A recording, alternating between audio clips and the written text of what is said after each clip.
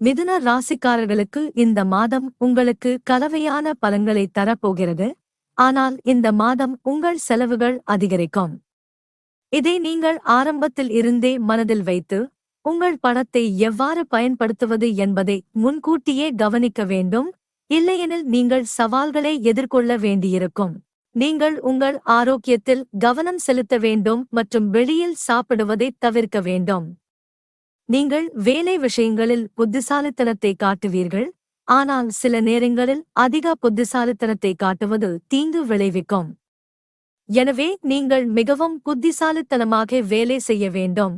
இதனால் எந்த பெரிய பிரச்சனையும் உங்களை தொந்தரவு செய்யாது. வியாபாரிகளுக்கு மாதம் சாதாரணமாக இருக்கும். வியாபாரம் தொடர்பான செலவுகள் அதிகரிக்கும், ஆனால் சில புதிய தொழில் உறவுகள் உருவாகலாம். வெளிநாட்டு மூலங்களிலிருந்து பணம் வந்து சேரலாம். வியாபாரம் கூடும். இந்த மாதம் காதல் உறவுகளுக்கு சாதகமாக இருக்கும். குறிப்பாக மாதத்தின் பிற்பகுதி சாதகமாக இருக்கும்.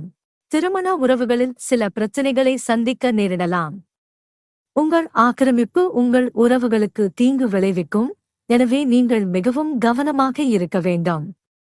மாணவர்களுக்கு இந்த மாதம் சுமாராக இருக்கும். ஆனால் உங்கள் கடின உழைப்பால் உங்கள் நாளை மேம்படுத்த முடியுமா இல்லையா? படிப்பில் நல்ல பலன்களை பெற முடியுமா இல்லையா என்பது உங்கள் படிப்பை பொறுத்தது.